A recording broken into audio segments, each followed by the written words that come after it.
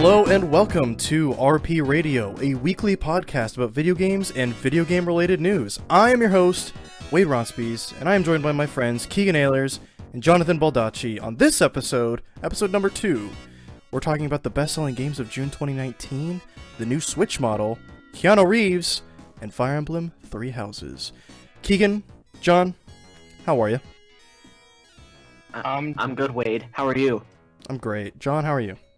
I'm doing just fine. Keegan, we like to start the show off talking about the games we've been playing.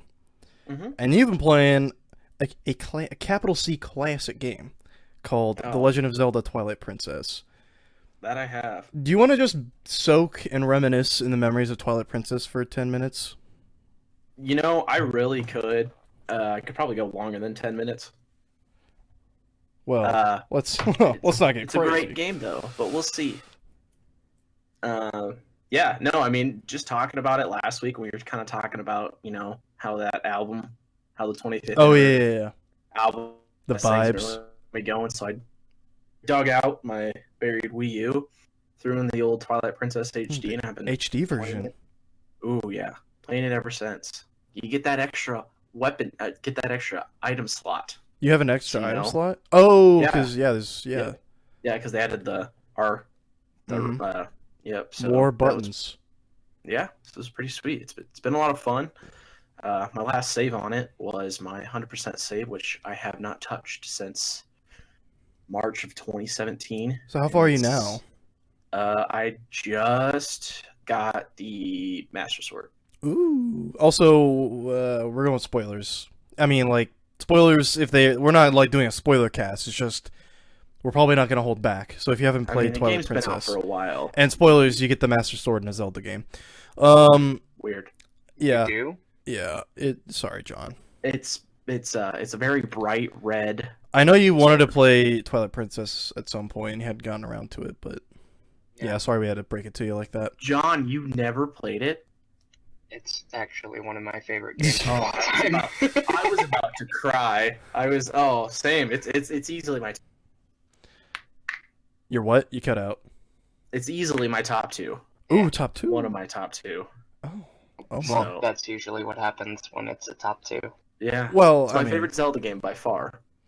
It's no Wind Waker, but... jeez. Don't no Majora's Mask. Alright, well. It's no, Triforce Heroes. I have yet to play that. It's... okay. Like, one thing that I really liked about Twilight Princess was the tone. It's very unique for a Zelda game to take such a dark tone. We see that in Majora's Mask. We're kind of seeing that in the new Breath of the Wild sequel. But it's not something, typically... The Zelda games aren't afraid to get dark at times, but that's one of the only ones where, from the moment it begins to the moment it ends, it's kind of darker tone, kind of heavy. The atmosphere is heavy. Yeah, it's pretty gritty. Like, it doesn't really, that I can think of or that I've really played through it. There's not really happy parts. I guess you could say really the only happy parts are when, like, you're reuniting with, like, the kids that you rescued. There are lighthearted moments, too. Like, there's goofy, quirky moments at times, but it's not a happy game. It's a pretty somber, sad game. It deals with death pretty heavily and, loss. And actually, they just dropped the 5th volume for the Twilight Princess manga, and I actually just read that the other night. I have all 5 volumes that are currently out right now, and that's actually a really good manga, and it takes a pretty different take on the way Twilight Princess is told, but I really enjoy that as well too. I think about you were saying it does keep up with like the very dark tones of it. Yeah, really comes at you with it's not supposed to be a happy, fun game, where Link's just a little cartoon boy anymore. Yeah, I think about the circus guy as well. I forget exactly. Oh, the older Tinkle. He's supposed to be the old Tinkle. Yeah, he's very creepy. In the Starlight game or whatever. Like that's kind of like I almost see him as like the perfect realization of everything Twilight Princess, because it's like it's quirky, but it's also really like creepy and weird and uncomfortable. So like I see him as like a perfect example of Twilight Princess's tone. Yeah. And then you got one of the what could have been one of the coolest bad guys ever, who just turned out to be one of the biggest Zant losers in game ever. Oh, that broke my heart. Hey, Zant ended up killing Ganon though, kind of. You killed Ganon. Well, yeah, but he like cracks his neck and then Ganon dies. Technically. So I mean, like it could be interpreted that Zant finishes him off, but yeah, I don't want to think of Zant as the hero. I want to think of a psychopath. That's what I loved about him. Yeah, he does look pretty creepy without his like mask and helmet on. I didn't realize that he had like the mouth slits in the corner. Like he had like X slits in the corner. Yeah, a lot of people mouth, didn't so like. I watched Game back. Attack. They live streamed playing Twilight Princess for the first time, and they didn't even realize that was Zant. They're just like, "Who's this guy just showing up?" Like, yeah, because it's like, oh yeah, I guess that's what Zant looks like without his armor. It's like they don't really tell you that. Wait, did you finish Twilight Princess? I was gonna get to that, John. No, I have never finished Twilight Princess. But you know what happens, at least. Right? Yeah, well, it's like you deal with the Wallmaster's like anxiety. Oh, that part actually does kind of suck. Like that part, legit. I was just like, nah, I'm good. Like, you're literally one dungeon away. I know, but it was just like that's how I am sometimes. Yeah. Like I'll love a game and then it does one thing that I don't like, and it's like, yeah, you're done. Bye. Yeah. Like, I mean, I enjoyed everything up to this. I love everything up to this, but this I don't like. Yeah, and I played every iteration of the game, I guess you could say. It happened with Skyward Sword as well.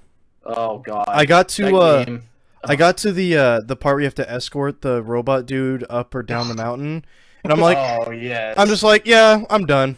I'm done with you. I beat that game one time, and I was like, if it's that is the least replayable Zelda game. It's a fun, good game. Yeah. But the motion controls made that game so much harder than it should have. I distinctly remember like one of the boss fights with Girahim. Oh, the first one. Just the first one. And I'm just like, I would be able to beat this boss easily. I know exactly what I need to do. The game just isn't letting me do that because it thinks I'm doing something that I'm not doing. Exactly. That's why, like, do you know how to get the Hylian shield in that game? You have to do like the boss rush mode. I don't know. I don't know what happens in Skyward Sword. Oh, really? Yeah, I actually have managed. Like, I know certain things, like it's pretty sad. I know some big thing, like the sad thing, but I still don't know all the details. I know what happens, but I don't know why or the circumstances or anything like that. So I do want to get back. I'm gonna start playing that. I actually do like. Maybe before Breath of the Wild 2 comes out, I'll play through all the Zeldas I own. But, yeah. I mean, hey, we got another one out in September. Oh, yeah, crap. I forgot about Link's Awakening. I'm pretty excited to play that. I've actually never played Link's Awakening, so I'm going to first play. The thing about Link's Awakening is that, like, I see people who are like, you shouldn't spoil Link's Awakening because it's getting remade and it's going to be a whole new audience. It's like, story is not why you play that game. It is a very simple, straightforward game. A lot of those older Zelda games, yeah. It is just like it's very just gameplay. It's not really story. I think Link's Awakening gets a lot of credit though because it really established the formula for Zelda game, like where it's like, I mean, I guess Link to the Past kind of did, but it was very much like assemble 8 of these items together that you use. You're like, you know, these like the final boss. These sacred items. You have to collect all these. So it's like you kind of see the seeds of Ocarina of Time in there. No, and which is pretty neat. Twilight Princess does the same thing too. You got to collect the 3 shards, and then you got to get the mirror pieces and everything like that. So it's kind of a collectathon in the big things because that's like the whole point. But I mean, really, deep down, it's got a lot of the same roots that Wind most Waker Zelda games have. Goes a little too hard on that, but yeah. But that's actually the part I like. HD version. That's the part I like in the Wind HD Waker. version, so I never had to collect that many. Well, you just collect them faster. True. Because I don't think they're in like different spots or anything. I don't know all the difference between the HD version and the normal because I've never played the HD version. There's only 3 pieces. What? Yeah, there's only like 3 pieces. I'm pretty sure. It's like 3 to 5 or something like that. Instead of kids these days like will never see the struggle. Like that. But I actually really like the Triforce Quest, like unironically. Like for me, it was always about like, oh hey, the game is just open now. go do what you want and explore everything that you didn't explore because you were under like some sort of constraint. It's like, here you go. That was the one thing I did like about that game. It was very open. You see the seeds of Breath of the Wild a little bit in Wind Waker. It's really like, all right, what you kind of wanted to do. So, respect. I see Link's Awakening almost as the prelude to Ocarina of Time, and I see Wind Waker as the prelude to Breath of the Wild. Which I get, you could argue that Link to the Past is the real prelude to the entire series, but I mean, technically, Skyward Sword is the first game. The first game, Legend of Zelda is in the infinite. But I mean, in terms of like establishing the formula that all Zelda games draw upon. Oh, okay. Here's the difference. I was reading up on it. We'll do this, and then we'll move on to the next thing. Yeah. So in the original version, you were getting those 8 maps that had to be deciphered to get you all the pieces. Yeah. In the HD version, 5 of them, instead of doing the mini dungeons and getting a map, you just get. I see. Piece. That's nice. Yeah. That's really nice. Okay, like that makes sense. Yeah, they just cut it down to make it easier. Yeah, it saves you from having to 1, pay the rupees to get the map deciphered, and 2, going to where it would be at on the map. Like the Outset Island Fight Club, that one, where it's like you go through all that and you get a chart. It's like, thanks. Yeah. But, I don't know. I can see that stuff where it's like, it's still open, but it's just faster. Mm-hmm. But yeah, that's a nice improvement. Plus you have the Swift sale and everything. Yeah, definitely. Anyway. Speaking of open-ended experiences, that with an emphasis on discovery, I don't really have that much discovery, but I mean, you discover cassette tapes. I want to talk about Metal Gear Solid 5 because I just can't get away from it. It's on, I forget where I placed it in my top 100 list. It's in the top 30 or 20. And it's my second favorite Metal Gear Solid game. And a lot of people say, like, oh, it's not really a Metal Gear. It's a great game, just not a great Metal Gear Solid game. And to that I say, I get that sentiment, but I don't care. Because it's a game in the Metal Gear Solid franchise, and I love it more than most of the other games. So. Was this the first one without Kojima? No, this is the one that had him leave, basically. Okay. Where Konami basically kept him as a slave in a dark room where he couldn't leave until the game was done. Which is not an entire exaggeration of that story. But yeah, that game was plagued by a lot of issues, and like, I think Kojima now, because of that game, has a reputation for taking forever for his games. Is why everyone was surprised that Death Stranding was coming out this year. Like, I thought this game was going to come out in 2037. But it's like, no. Metal Gear Solid 5 just took a long time because they were making a brand new engine for it. Konami were being Konami about it. You know. It's like, there's a lot of weird circumstances that led to that game being delayed so much. And it wasn't even like that, like, it was announced in 2012 and came out in 2015, you know? It's like, I mean, how long has the Final Fantasy VII remake been announced? Yeah, it's like, well, that's Square. That's also a joke of its own. Yeah, but like, but like, also it's like, Square already had a reputation for taking a long time, whereas Kojima didn't really, and that one game created this reputation that he takes forever on his games, when one game that was very plagued from the beginning had, well, not even plagued from the beginning, just had an uphill battle to begin with. Only had like a 3-year announced to release cycle. I think it just has to do with the fact that, MGS4 came out in 2008. Yeah, I think that was. So but it's like Peace Walker was in that time as well. Yeah, but I just think people don't realize that. Yeah, that he was actually very personally involved with Peace Walker. Yeah. Because Peace Walker was, for all intents and purposes, Metal Gear Solid 5. Yeah. I mean, yeah, it's a direct sequel to 3, which leads to 5. Yeah. Like, Peace Walker should be numbered. I'm going to say it. Because that's not a game you just skip. I've never played a Metal Gear game, so I'm just... Gotta fix that. Definitely gotta fix that. Yeah. Do you have a PS3? I do not have PS4. Not out of PS4, unfortunately. Yeah, well, apparently PS5, the big thing is now that it's backwards compatible. Well, yeah, but PS1 through PS4. Well, not PS1 through PS4, probably It not. said It's just PS4. Yeah, just PS4 for now is all I know. But I was gonna say Xbox One, the HD collection is backwards compatible. Does not include the first game, but it does include 2, 3, and Peace Walker, which are all great games. So, if you're interested, that's there. You can just look up. Well, you definitely need to know what happens in Metal Gear Solid 1 for Metal Gear Solid 2 to make any sense. Because, like, I don't want to spoil it, but, like, the twist of that game is that the events of Metal Gear Solid 1 were way more important than they even seemed at the time.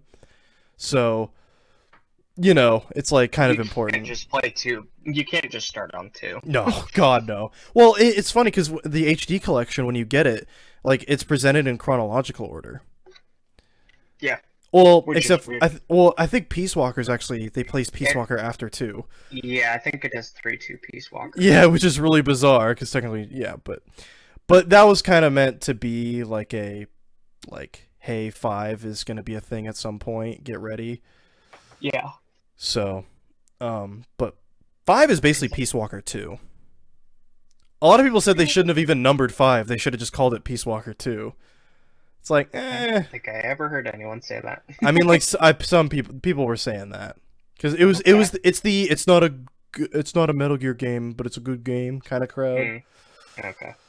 You know, but that loop is just so gosh dang good, where you just keep getting stuff, upgrading stuff, then you unlock the stuff you upgrade, and you're like, ooh, now you can upgrade more stuff. You're like, oh, and now you're even better, and then you go out and get better stuff that you can make better stuff with, and you're like, oh.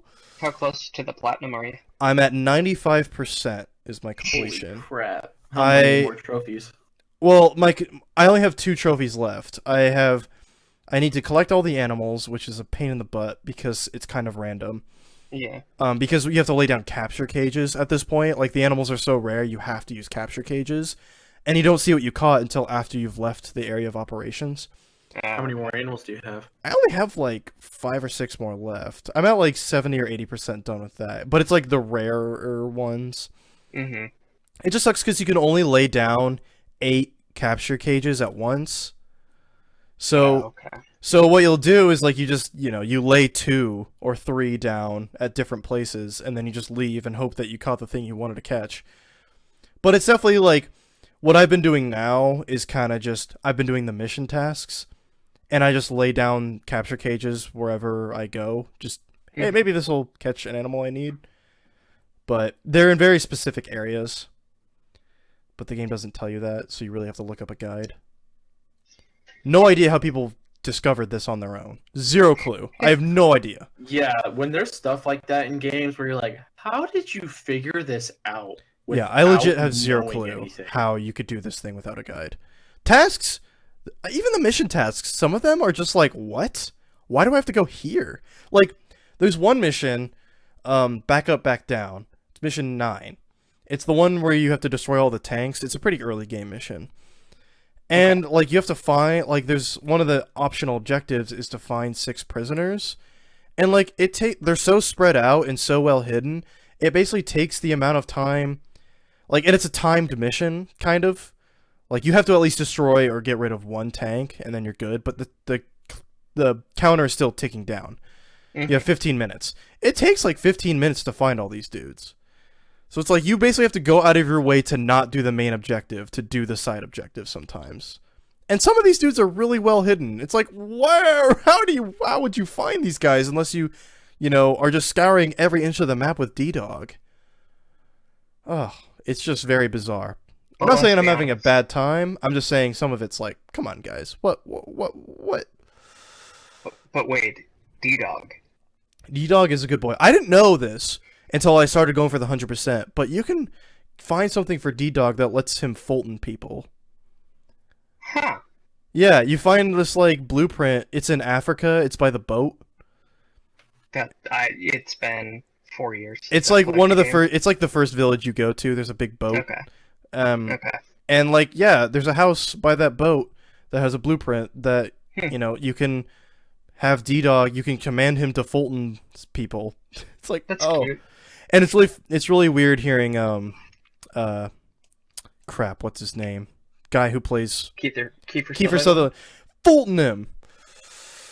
Like it's really funny hearing him say that to D-Dog. Extract. Rocket the punch. But yeah, Metal Gear Solid 5 is so good. Like and I've been doing FOBs too because they give you a ton of materials. Yeah. Because they've added a ton of stuff. They've added a lot. But it's very endgame stuff. Like there's straight up something I was researching certain things, and on that item's tree was something that cost 10 million credits. And I was just like, "Oh, what?" Yeah. I was like, you don't want to pay the money for it, Wade? But like that, the whole point is that you're doing FOBs, which are, you know, you're doing really high-end FOBs that are getting you the money to, you know. But it's like, oh my, you're not getting that in normal gameplay. Mm-hmm. But yeah, I just wanted to touch on Metal Gear Solid 5. If you haven't played it, you should play it. Metal Gear Solid in general is a very fun franchise with a lot of quirky elements. But if you've played Metal Gear Solid 5 and it's been a while, I really do recommend going back because they have added a lot of interesting things. And it kind of just reminds you of how good that game actually is. When you're separated from all the hype, separated from the how are they going to tie this into Metal Gear Solid 1, you know, whole thing. Once you're kind of over that, you can just appreciate it on its own, and it's very good for it. And I can't wait to, hopefully by the next time we record, I will have the platinum because I'm getting close. I'm getting pretty close. I only have like a few missions left for mission tasks. And then it's just animals. Yeah, I do have to say though, real quick, it is fun. Like I S-ranked all the missions before I did all the tasks. It's very fun not caring about rank.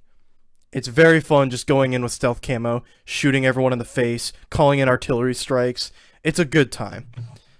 So, yeah, I'm not. Some of the mission tasks can be real buttholes, but I'm enjoying my time. Anyway, with that said, John, you have been playing a actually surprisingly relevant game to today's modern newscape, which is The Witcher 3 Wild Hunt, because we'll get to this in a little bit. The trailer for the Netflix Henry Cavill Witcher TV series just came out. It's based on the books, but not the game. But the game is still very good. Mm-hmm. Why did you go back to Witcher 3? Okay, so I bought The Witcher 3 back in 2015 for my Xbox One. Full price. Played a decent chunk of it. Full price. Played a decent chunk of it. I was like, man, this is good. But dang, is that game long. And I wasn't really good at it, so... I mean, combat's not amazing. I'll say it. Well, so I've had situations, you know, I do this with a lot of games, but I play it, and then I put it away, and then I pick it up again. Well, I sold my Xbox like 2 years ago at this point, but I got it for PS4 like a year ago. But it was the collector's edition, so it had all the DLC. Was it the complete or collector's edition? Or whatever, the one with all the DLC. Like, did it come with a statue, or? No, I wish. No, that's a cool statue. Yeah. But, so, I've just been playing it because, well, one, the TV show is coming up, and I kind of want to just envelop myself in The Witcher. I've half contemplated buying the books at this point, and, it's just... It's one of those things that I probably should have finished it by now, and so this is my attempt to get back to it and potentially finish it, though I am totally getting distracted. Yeah. I'm actually still surprised I even finished that game.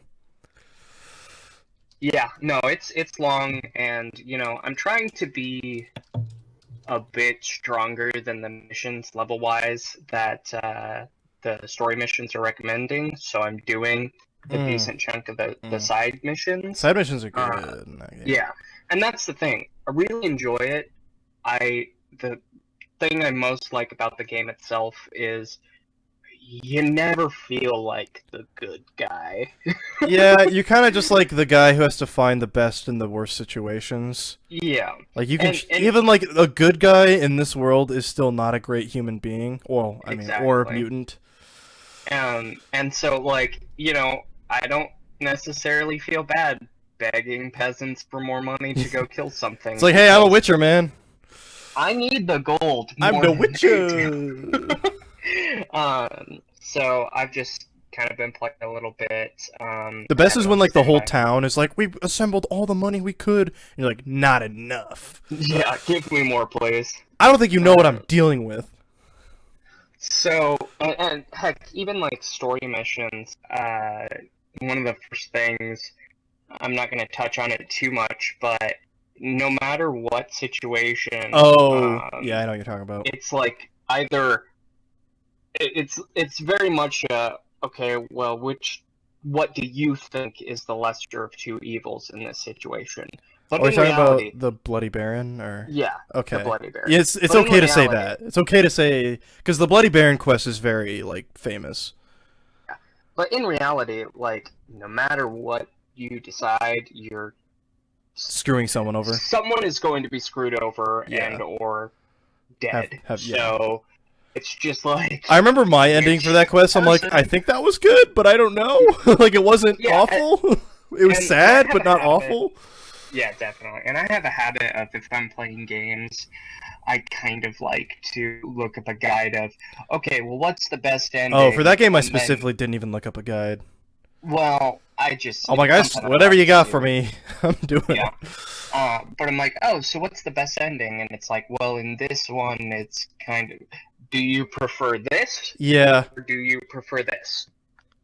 Yeah, I remember, like, I inadvertently got the quote-unquote best ending. Just because I'm like, this is what I would do. But even then, like, in the, because it kind of was like Fallout style, like, here's all the side quests, like, here's how those are resolved now. And, like, a lot of those were just like, yeah, this sucks, yeah, this sucks, and, yeah, this, I was like, oh. And, like, some of the side quests I didn't even do, so it was just like, this thing was left in the balance, and no one knows what'll happen. It's just like, well, I didn't even know that was a thing that was going on, or I didn't even know that mattered. I didn't know that decision mattered that much. Mm-hmm. And something that, I mean, I want to play all the DLC because I've heard the DLC is fantastic as well. I mean, they're basically like their own games. Yeah. Which is why I've like haven't played the DLC because I'm like, I'm good. I'm good. Yeah. And, maybe someday I'll break these out, but I'm good. I play a lot of D&D and I totally have the Witcher soundtrack on my Spotify. Very good music. Because I'm like, this is a good song if they're fighting a monster. This is a good song if they're fighting a... Yeah, so it's really, just that whole... The only thing I have an issue with is I really like to listen to books and or podcasts while playing games. Yeah, that game's very atmospheric. Everything is just so important in that game that you can't. Again, like, the smallest decisions can have big ramifications. Exactly. Don't bow for anyone. I'll just say that. Yeah. Don't bow for anyone. Well, I think I might have already done it. Yeah, I did. I did. I bowed for somebody, and like one of my friends was just like, "Ooh, ooh." I think I did it. And I was like, to, the first guy that like the king in Novigrad or something like that. Yeah. I was like, oh, I was just trying to be like polite. Yeah, same. But no, it's a good game. I know I'm going to step away from it again because of a game that's coming out on Friday that we will talk about in a little bit. Another fantasy game. Another fantasy game. So, yeah, that's just kind of what's been going on with me. I've been playing that a decent chunk and playing another game as well. So. I have to say, like, I really like The Witcher 3. It was an honorable mention on my top 100. But, like, I did, like, for me, the density and the size of it actually kind of worked against it for me. Yeah, I've heard that as a complaint. Where I was just like, alright, I just want to know how this wraps up. Like, like, and I gotta go level up so I can do this story quest, and I just want to. Yeah, there's no real like story back to the game. Like you can't just go from point A to point B. Yeah, and it's like some people you gotta go all the way through it and do. I mean, even minimally, you still have to do a crap load for it anyway. I have to say though, a lot of people confuse quantity for quality, But I think the reason why The Witcher 3 is so good is because the quantity also has quality. Like, everything is super detailed. Like, all the side quests are great, and, you know, like, there's not a wasted line of dialogue in that game. And, well, I mean, debatable, but... The Pan mission. I don't know what you're talking about. One where you get the lady's pan that she left in her house or whatever. I don't know. Sure. Oh, everyone always makes fun of that one. Oh, well, I mean, like... But for the most part, the game is very, like, it's huge, but it's also detailed, which is why I think, and, like, every single line of dialogue has recorded VO for it, which is pretty crazy for a giant Western RPG like that.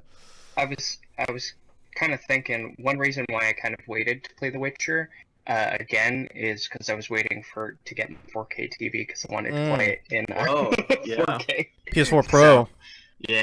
Boost mode. Look 4K. Oh, it's beautiful. I forgot that game had a 4K patch. Yeah, it was a recent patch. Yeah. HDR2 then, right? The last half year or something like that. HDR? Yeah, HDR as well. Yeah. Mm-hmm. Ooh, that'd be spicy. Yeah. That game is already very good looking. Yeah. Looking like a painting. Beautiful. But alright, we're about a half hour in. Mm-hmm. I think it's time, gentlemen, to talk about the news. And I don't really have a fancy bit to get into the news, but as this link opens on my iPad, I'm going to talk about I mentioned it up front, the top 10 best-selling games of June 2019. NPD. I don't know exactly the minute details of NPD, but basically they're a group of people that analyzes, I'm still 12 years old, video game sales. They're kind of like analysts. They're basically sales analysts. And basically they track numbers, right? Yeah, they're basically like the definitive, like, these are the top 10 best-selling games of the month. This is where you go. Like, this is, there's no ambiguity. This is it. I mean, I don't believe it counts, digital sales, but some do. It's Nintendo. Yeah, Nintendo is kind of weird about it. Sometimes they include digital sales, sometimes they don't. Usually they don't. But we're gonna run through the top 10 best-selling games, retail and digital, of June 2019. It says right on there. All right. So, coming in at number 10 this month. Anyone have any guesses? Of last month. Well, yeah, of last month, June. Last month. Yeah. I'll give you a hint. It was a game that sold really well in April and May.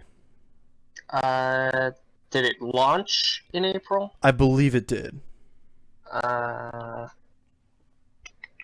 So it's either Mortal Kombat or Days Gone. It's one of those two, yes. It's Days Gone. It's Days Gone. Yeah. You also peeked at the list, so I don't... No, well, I really don't remember. But I remember.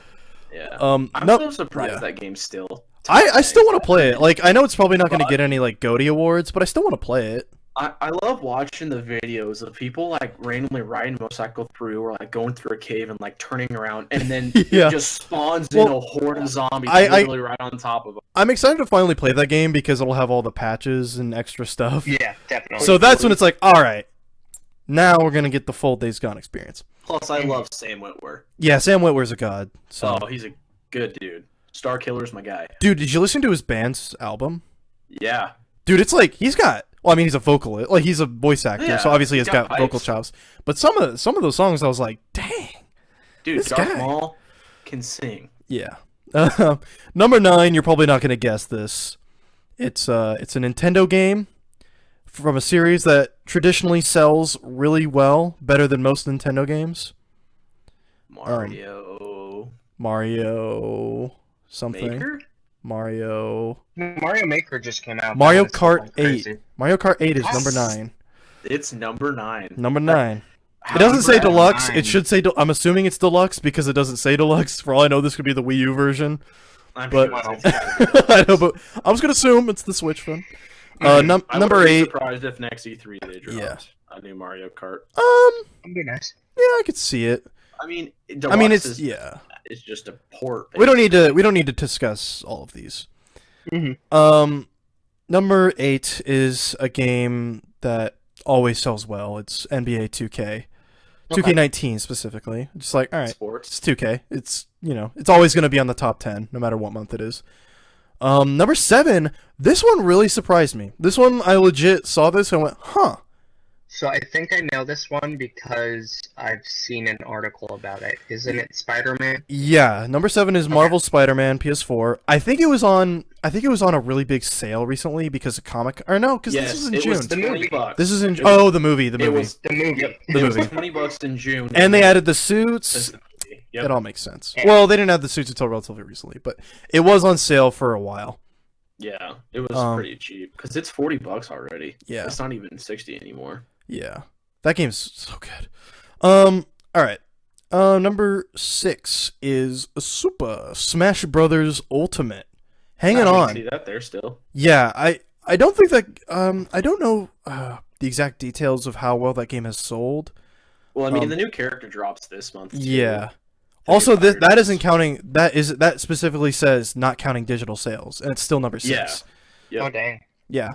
Like, they specifically mentioned that it's not counting digital, and that's... Yeah, I don't know, like, it's... The next character is the Dragon Quest... Hero. Yeah, the Luminary. Well, yes, Dragon Quest 11... It's all the Dragon Quest protagonists. The Luminary, I think, is Dragon Quest 11, 1. And it's one only of the 11. other ones. No. Well, they call him the Luminary, but the name is... from the first protagonist, I believe, is this whole story. That's what I thought as well. Yeah. Because he's a reincarnation of the Luminary. Well, it's like, that's just the name they bestow. I'm excited for the Switch port for that game. I mean, I've played the game, and I'm pretty sure he's supposed to be Well, yeah, I don't want spoilers, John. It's like the first thing they drop. Okay, number 5 is Minecraft. Heck yeah. Heck yeah. Don't you talk crap about Minecraft. That's the meme effect. That's the meme effect right there. Minecraft's great. Number 4 is a game that actually has been in the news lately. They just released a new... They didn't release the new content by this time, which is kind of weird, but they just released a new online expansion for this game. Can you guess what it is? Well, Keegan spoiled it for me, so Grand Theft Auto. Grand Theft Auto 5 is number 4, best-selling game, June 2019. My mind. Yeah, it's Grand Theft Auto. 2013. My whole thing is like, who doesn't... I was a senior in high school. My whole thing is like, who doesn't own Grand Theft Auto 5 that still needs to buy it? The thing I heard that made a lot of sense to me, someone put it like this, is it's just a bunch of kids who are 16 now turning 17 who just all of a sudden buy it, the second they can't, like, they legally can without parental supervision. But it's like, I see so many 10-year-olds playing this game. It's like, but it was very rare for me to get an M-rated game before I was 17. It was like I only had like 1 or 2 before I was 17. It was like Call of Duty 4 and like that was it.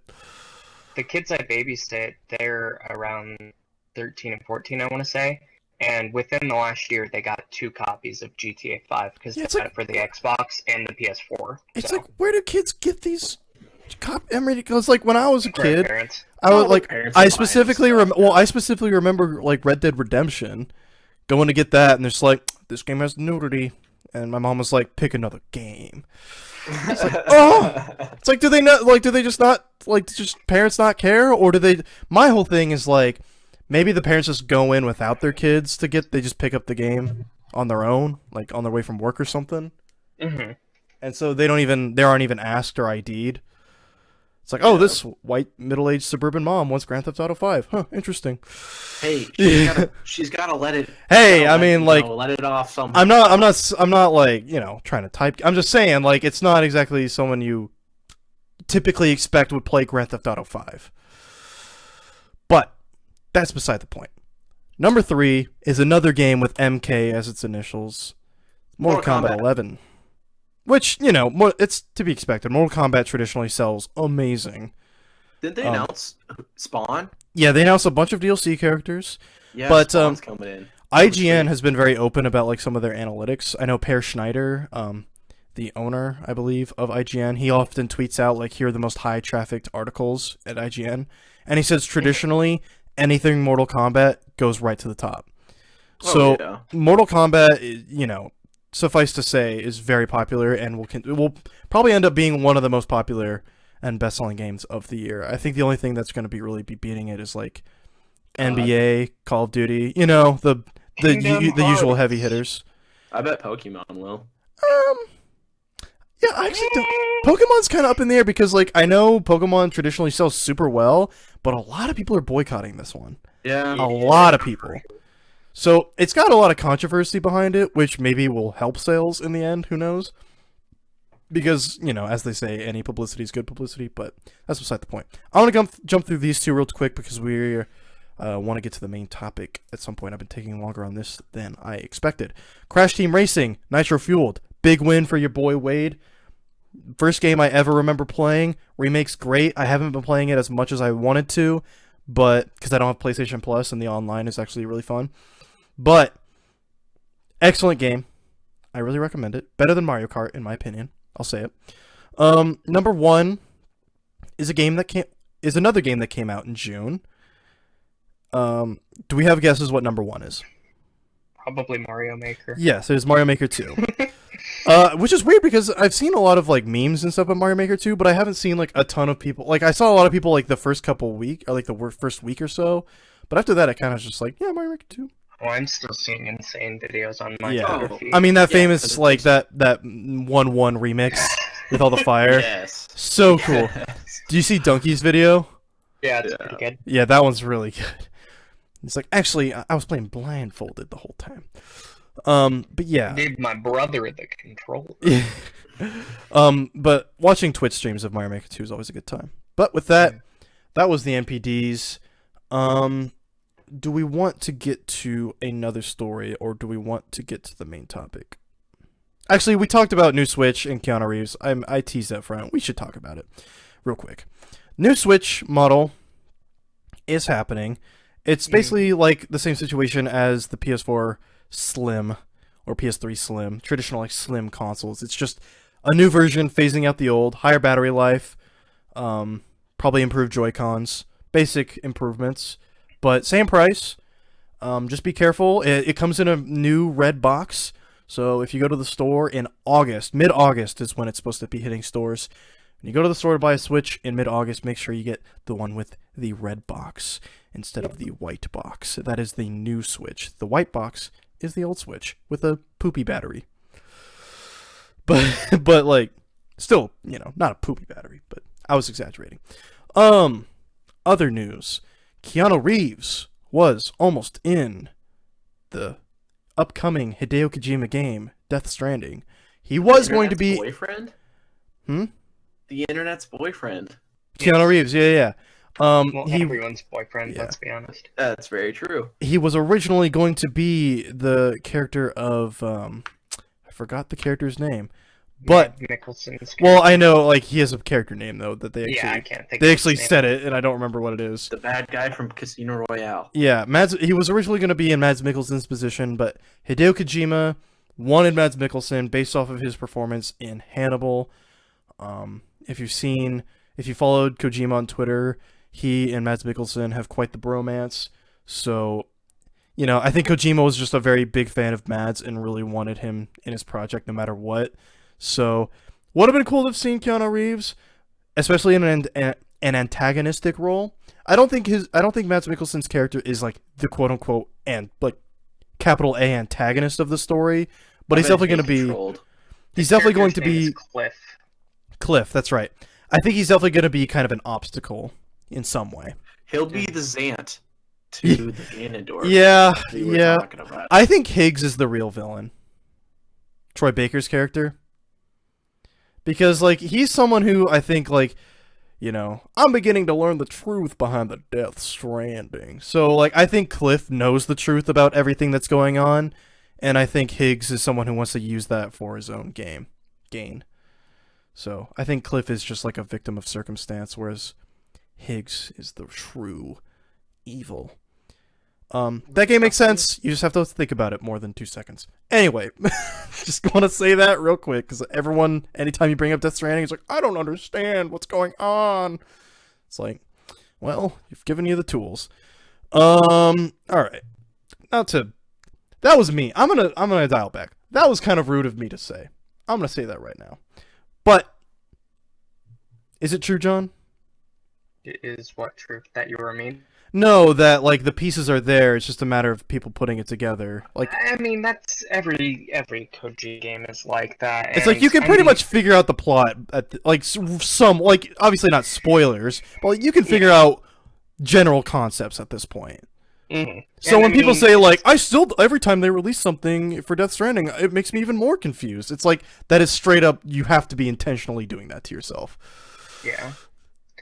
I don't want to be mean about that. Because I get that some people might legit not understand what's going on, but it's like, I don't know. It's like, to me it makes perfect sense. I don't know. Am I weird?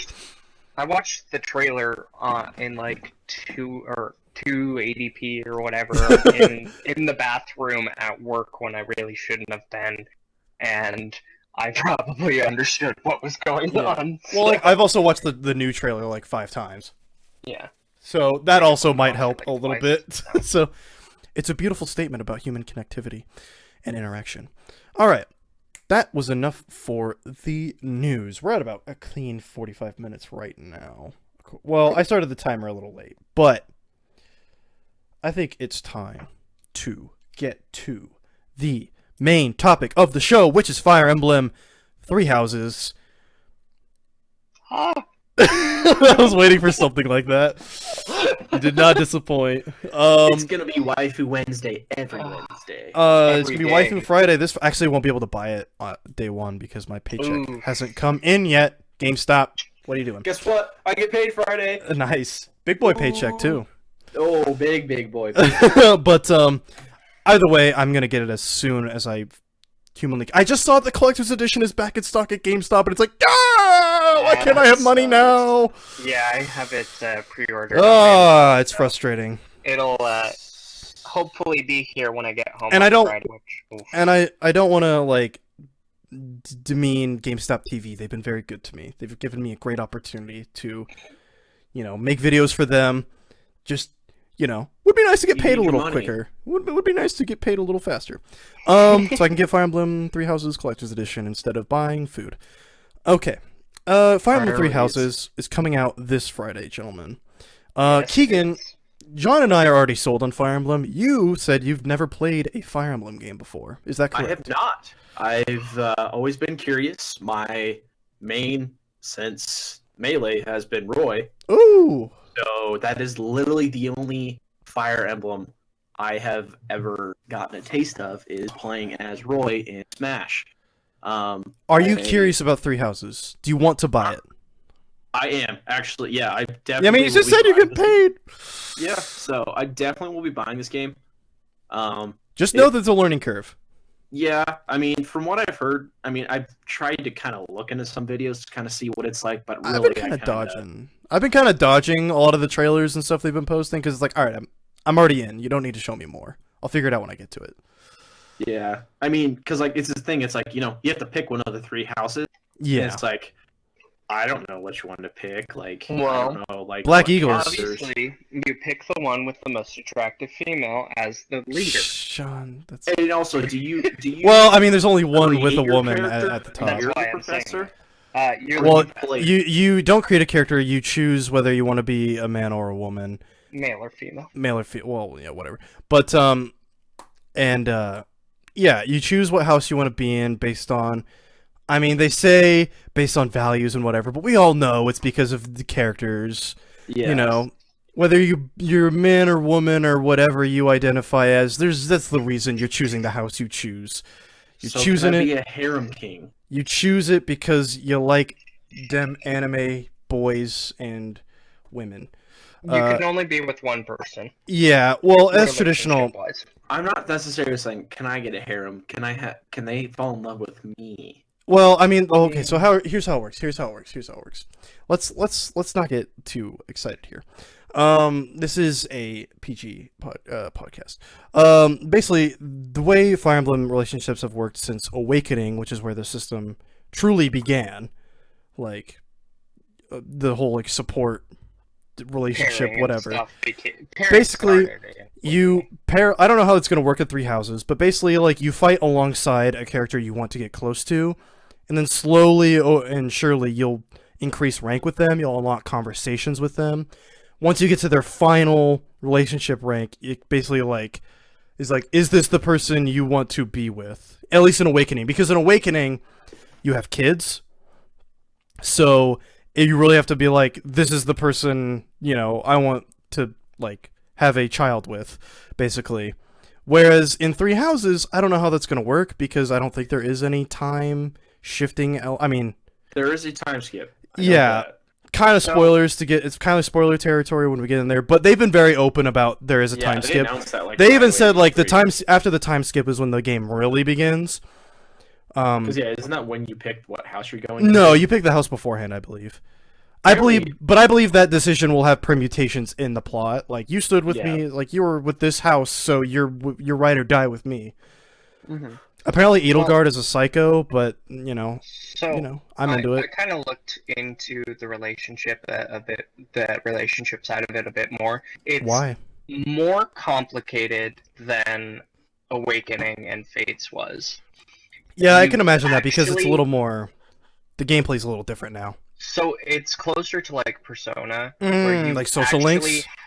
So you actually have to go on, like, dates. Okay. Well, because, like, you teach, like, you're teachers, so you, like, give them lessons and stuff. Well, like, you can also have, like, tea time where you're on a date. Eat lunch with them. And so you have to pay attention to any conversation you've had with them, and also they have, like, their character cards, and figure out their likes and their dislikes. Yeah. Oh, yeah. That's all about then. Yes. And I saw one of the characters. Their dislikes was just straight up discrimination. I'm like, yeah, that's pretty common. You move the conversations towards, they like fluffy, happy things, so only talk about that. Or they like sleeping, so we'll just talk about taking naps or whatever. Yeah, exactly. So, but it's a bit more involved. The social link process, like in the original game, still exists. But it's just a little more like Persona now. Yeah, and the only way I think to truly, at least from your character perspective, I'm not sure with the other characters, is to, I want my character to be in a relationship with this character. I have to go through this conversation process with them. Also, there will be some male-male, female-female options, but it's very limited. For the first time in the series, which is a huge step forward, but because a lot of people, were giving Persona a lot of trouble. It's like, well, hey, like, at least have a female protagonist if you're not gonna, whatever. So I give them credit for at least giving people the option, even if it's more limited than I think a lot of people would want it to be. I still give them credit for at least, like, giving people the option. Well, and you have to think about it. Well, yeah, the real world. Yeah, certainly. Not every single person in the world is bisexual or pan or whatever. But it's like. But in Mass Effect, John. Mass Effect, John. There's characters that are only gay, and there's characters. Well, yeah, but straight, are you bringing up Andromeda? No. Mass Effect. Well, original trilogy. Okay. Because Caden is his name. Yes. Caden Alenko. Yes. He was a bro. He was a homie. Yeah. But anyway, Fire Emblem. It's not all about the waifus or the husbandos. It's also about turn-based tactical RPG gameplay. That it is. And this time, it's the first console, like, home. I mean, I get you Switch; it's ambiguous, but it's the first home console release since Radiant Dawn in 2007, I believe. So it's been 12 years since the last home console Fire Emblem game. So it's got the fancy 3D graphics. Some people are criticizing it for being too ugly. I don't see that, personally. I've never seen it. I think it's improved over time, for sure, since the initial announcement. But it does have 3D visuals, like, a little more 3D representation of the battles, too. It kind of... Mm-hmm. And, like, there's some weird, like... I don't even know how to describe it. There's some, like, weird Valkyria Chronicles stuff in it. Where, like, you, like, co-op attack things in pseudo real time. I don't know. It was in their first trailer. Maybe they've changed it because they realized it was dumb. But either way, I mean, it looks really good. Like, it's very stylish. Mm-hmm. And I really like the UI, which is a weird thing to compliment, but I really like how everything's very sleek. Everything's very modern, despite it being a fantasy game. That it is. I mean, they gotta rely. I mean, yeah, it's gonna be mainly 50-50 setting wise, out in the battlefield or in the school. So, I mean, I'm sure they've kind of got to. Yeah. Ooh, that reminds me. There's actually they're adding a new mechanic in this one, and I don't know the connotations of this, but they're basically adding a rewind feature. Because your main character, their canon name is Byleth, but I'm sure you can change it to whatever you want. They basically have like this future sense where they can like see tragedy before it happens so they can divert it. And they're putting that in the gameplay where, like, if a character dies, you can reset time to get them out of that situation. But you can only do it a limited amount of times. It's basically like an item. So, like, you have to basically, like, grind for that item or whatever, and, like, then you could do it as much as you want. Or it's like, hey, I've only got 3 of these. Do I really want to burn this now? When, maybe next turn things could get even worse. And I think it rewinds you, like, 3 turns, maybe. So, I don't know. But I just thought, like, my whole question of that is, like, so does that mean we're not getting casual or hardcore mode? Is it just combining the two, kind of, in a way? I honestly don't know. I mean, I haven't looked into it a whole. I honestly didn't know that was a feature. Yeah, that's why I was like, I don't know what the connotations for this are. Like, is there a casual mode? I mean, I'd assume so, because, I mean, let's be honest. Unless you're a hardcore player and you've been playing the series for years, or it's your second or third playthrough or whatever, I feel like you don't necessarily play the permadeath. Well, and even then, it's like, even if you are playing with permadeath on, you save scum it anyway. Exactly. It's like, oh, my favorite character died. I'm not just going to keep going. I'm just going to reset the battle.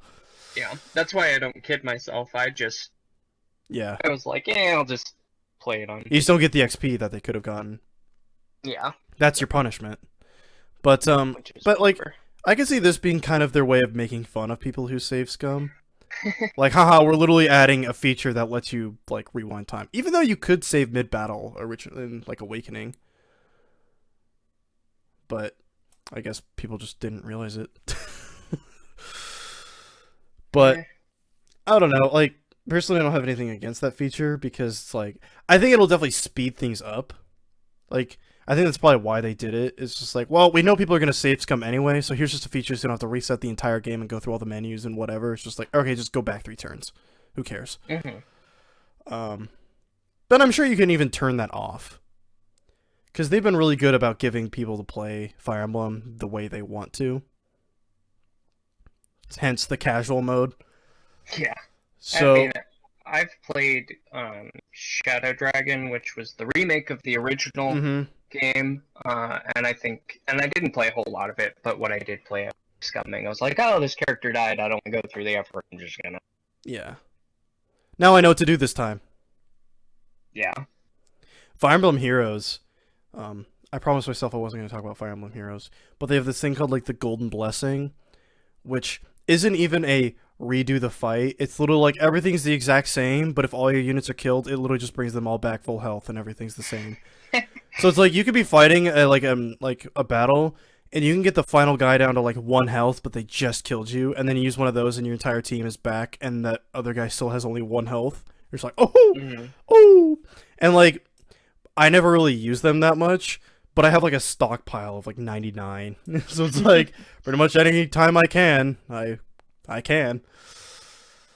So I hope in 3 houses it's a little more rare than that. I really hope it's like, hey, it's a big deal if you're actually, you messed up if you're using one of these. You messed up big time, bucko.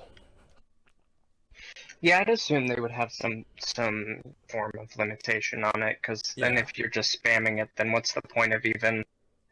Yeah. What's the point of even letting or having your characters have the capability of dying if you can just reset all the time?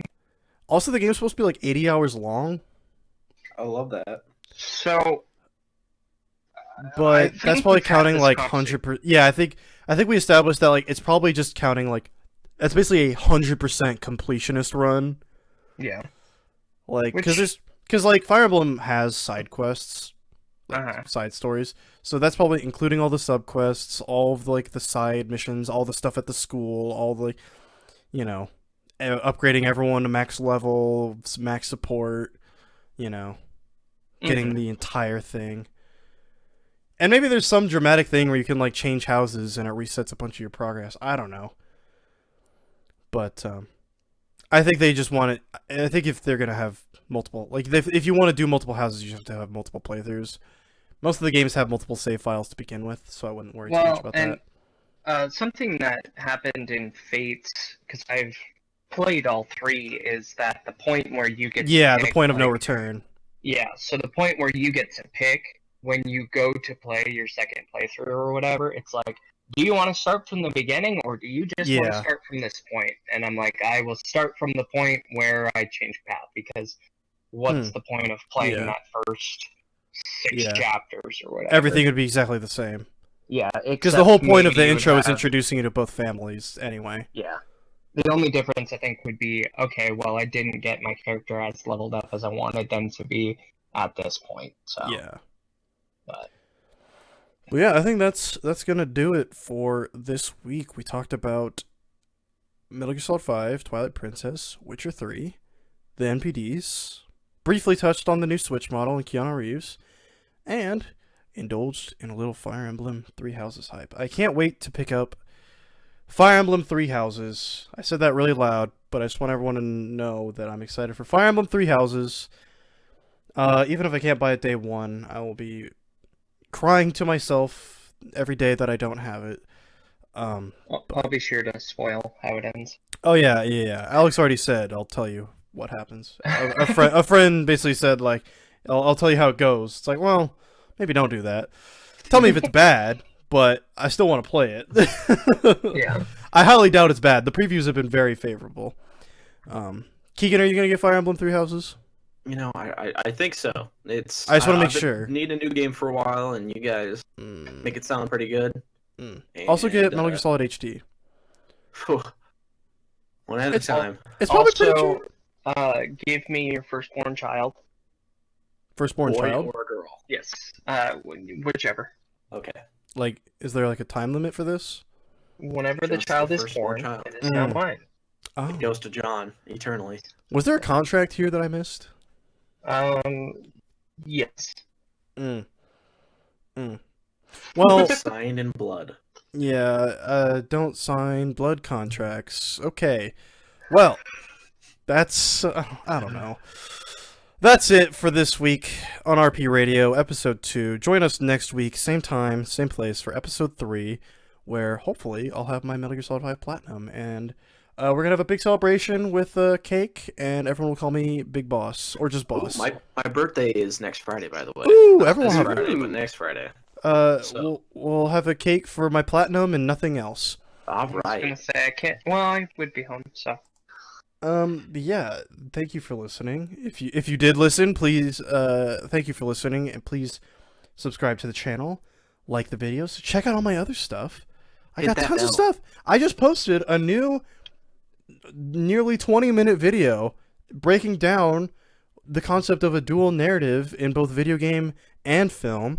It's a high concept piece. I'm gonna admit, I talked a little fast in it. I probably could have slowed down a little bit, but there's a lot of terms. If you like terminology, if you like thinking about your video games a little differently, thinking about the future of video games, where we could go with this little hobby, nay, this big lifestyle we all enjoy, give it a watch, because I think it could change. We're all gamers here. I think it could change your perspective. We're not capital G gamers though. Well, I'm gonna end it there. So take that as you will for listening, and I'll see you next week. Bye. Bye. Bye.